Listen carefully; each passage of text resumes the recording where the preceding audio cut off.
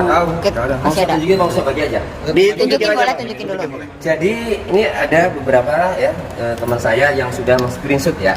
Diginiin Pak, diginiin Pak. Ya. Dibacain sekalian Pak. Ya. Ini 12 Agustus 2016. Alhamdulillah nyampe.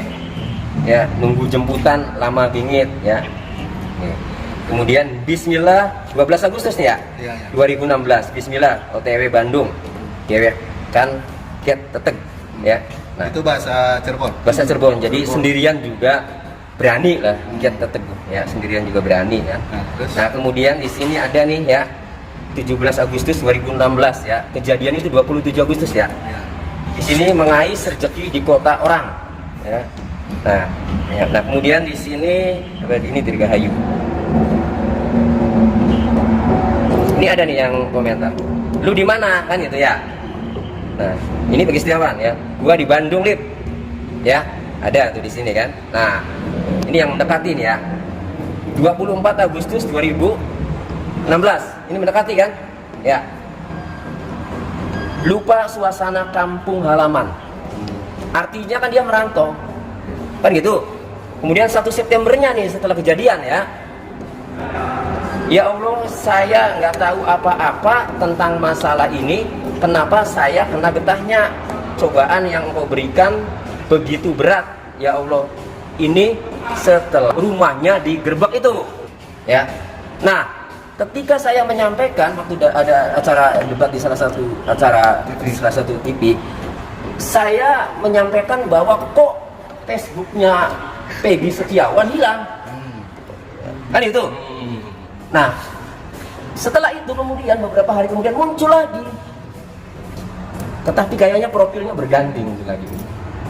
Nah, artinya ya saya nggak tahu ya. Tetapi ini dari jejak digital, tadi kan menanyakan jejak digital.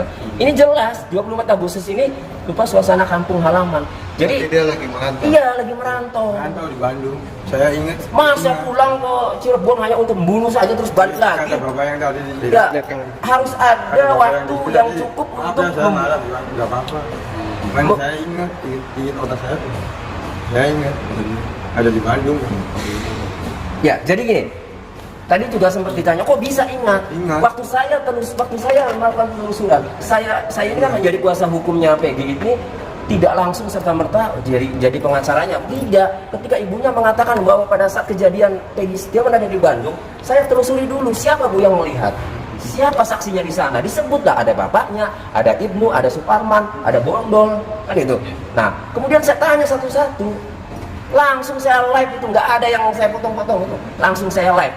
Nah, ketika saya yakin memang benar berada di Bandung, ya, bapaknya juga saya telepon, baru kemudian saya mau jadi pengacaranya. Ditambah lagi ciri-ciri DPO dengan yang ditangkap ini beda, kan gitu. Itu baru saya mau. Itu. Nah, jadi jejak digital ini ya kembali ya. Ini status-status ini, postingan-postingan ini kan rangkaian bahwa memang dia berada di perantauan ya, bukan di Cirebon. Dan untuk membunuh atau melukai seseorang itu kan harus ada peristiwa, harus ada kejadian yang membuat dia merasa kecewa, yang membuat dia merasa kesel. Berarti harus ada interaksi lebih dulu, misalnya bergaul di situ kan. Wong kesehariannya aja dilihat di sini di jejak digitalnya di Bandung menjelang kejadian, betul nggak? Sampai kapan Bang Peggy, si Peggy ini masih main Facebook? Terakhir main Facebook itu Boleh maju. Abang boleh ke sini. Nah, agak mirip. Nah, sini. Nah, itu aja. Terakhir kapan Bang? ini ada yang sensitif video udah masuk, tapi ada media lainnya logonya ini nggak enak. Oh, oke. Iya, iya karena sudah ada yang bikin video ya kayak gini kan.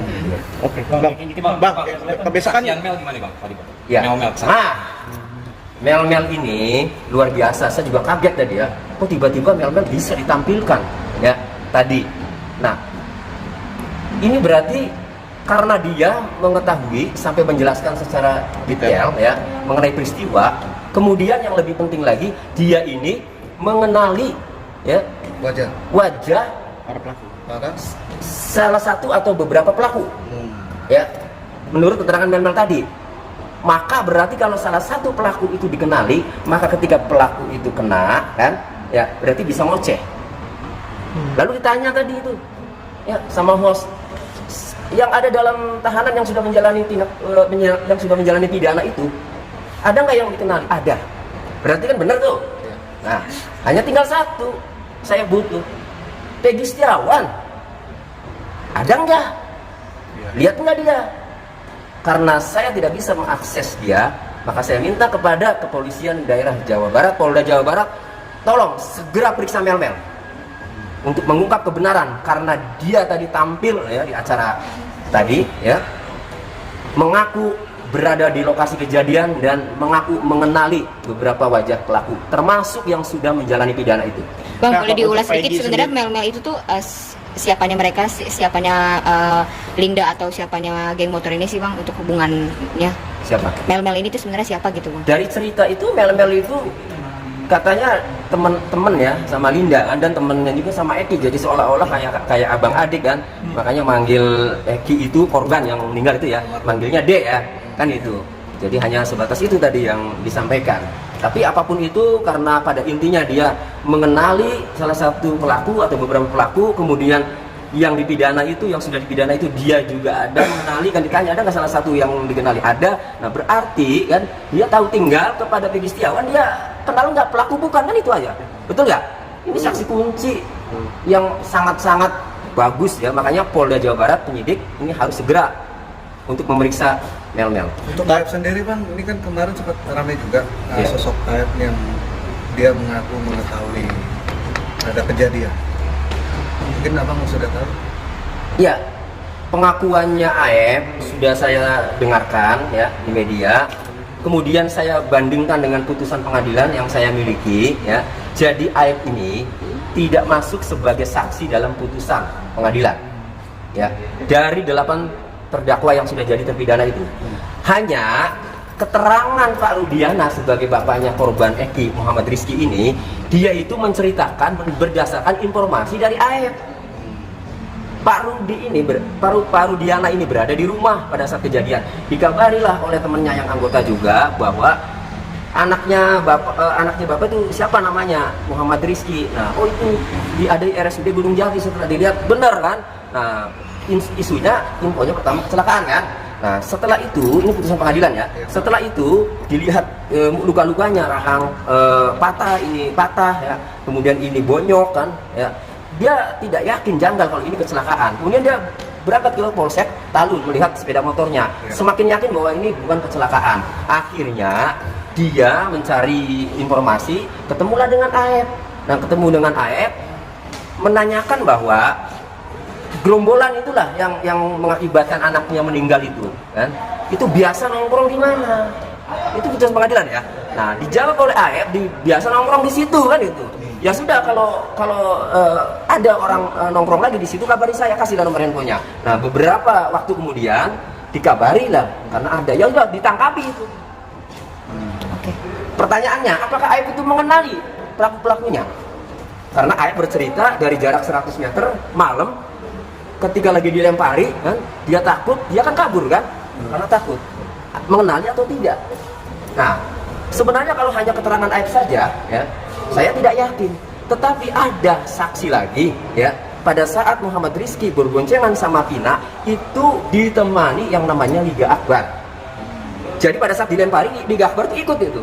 Nah, kemudian melaju, kalau Liga Akbar karena takut masuk gang ya. Tetapi kalau si Muhammad Rizky sama boncengan sama Pina itu dikejar terus. Nah, kemudian terjadilah ya. Dalam putusan pengadilan, Liga Akbar itu masuk sebagai saksi. Di situ mengatakan mengenali salah satu pelaku yang ngejar-ngejar itu. Siapa yang dikenali oleh Liga Akbar? Adalah Rivaldi Aditya Wardana kalau dalam putusan. Kan itu. Nah, berarti ya, kalau dikenali salah satu ya pasti kena semua kan gitu. Nah itu jadi akhirnya yang pertama mungkin Aep hanya tuduh saja ya, yang soal yang 8. Tapi kemudian setelah membaca, oke lah, berarti ada yang dikenali, Liga Akbar mengenali salah satu kan, yaitu Rivaldi. Nah itu untuk yang 8. Kemudian bagaimana untuk yang Peggy Setiawan? di dalam putusan pengadilan tidak ada satupun ya keterangan dari siapapun dari 8 terpidana itu ya yang sudah divonis itu menyebut Suzuki Motor Smash. Tidak ada. 7 sepeda motor yang digunakan oleh 11 pelaku itu tidak ada Suzuki Motor Smash. Sedangkan ya yang diamankan di Peggy Setiawan ya rumahnya itu Suzuki Motor Smash yang dijadikan barang bukti. Oke. Pada saat itu AF, kalau AF itu dari awal mengatakan ada Suzuki Smash, pasti tertuang di putusan pengadilan meskipun dia tidak bersaksi sendiri, tetapi melalui ceritanya Pak Rudiana, bapaknya Eki, betul nggak? Karena tidak ada berarti AF tidak pernah bercerita motor Suzuki Smash. Kenapa setelah Peggy Setiawan ditangkap tiba-tiba dia ngomong ada Suzuki Motor Smash dan mengenali wajah Peggy. Jadi untuk 8 oke lah mungkin saya percaya ya. Tetapi untuk Peggy Setiawan ini seperti cocokologi kalau menurut saya ya. Saksi yang memberikan keterangan dicocok-cocokkan dengan keadaan ciri-ciri Peggy Setiawan. Oke, upaya hukumnya seperti apa Bang untuk Peggy sendiri sebagai kuasa? Ya upaya hukum ini tadi saya ngobrol dengan mantan Kabar Eskrim juga Pak Ito Sumardi ya, Komjen Purnawirawan. Ya memang rencana saya untuk mengajukan gelar perkara khusus ya dia juga menyetujui, silakan biar lebih fair kan, biar lebih puas kan itu. Jadi langkahnya mungkin saya mau mengajukan gelar perkara khusus intinya agar dilakukan gelar perkara khusus biar dibuka kenapa DPO-nya Peggy alias Perong tetapi yang ditangkap adalah Peggy Setiawan. Kemudian yang kedua, kalau memang itu tetap dilanjutkan penyidikannya maka akan melakukan gugatan pra peradilan, itu keputusan tim ya, tapi nanti fixnya nanti lah, wacananya seperti itu. Nah kalau masih mentok juga ya dibela di persidangan. Apakah akan bersama 65 pengacara dan lain-lainnya, apakah akan mengurusi maksudnya gelar konstruksi tadi yang gelar ya rekan tadi gelar perkara yang tadi bersama mengajukan gelar perkara khusus ya kan gini, kalau surat kuasa kan secara umum semuanya ya, nanti yang mengajukan itu salah satu atau 2 juga boleh. Nanti yang datang itu ya tergantung kan, kalau memang diperkenankan bisa datang ya, supaya lebih transparan. Tergantung mau 2, 3, nah tergantung situasi. Itu pun kalau dari Bareskrim itu mengizinkan kan. Bang terakhir nih, kabarnya kan katanya Pak Jokowi diminta untuk membuka, Pak Jokowi sudah diminta gitu ya untuk membuka kasus ini selebar-lebarnya, diselidiki sedalam-dalamnya, tanggapannya Bang? Ya, itu apresiasi saya luar biasa. Kalau Pak Jokowi yang setelah melihat situasi seperti ini ya, ini harus ditutup, harus diusut setuntas-tuntasnya, setransparan. Itu luar biasa. Implementasinya adalah segera lakukan gelar perkara khusus. Menurut saya nggak usah dari pihak tersangka mengajukan, langsung saja. Tapi mohon libatkan agar percaya.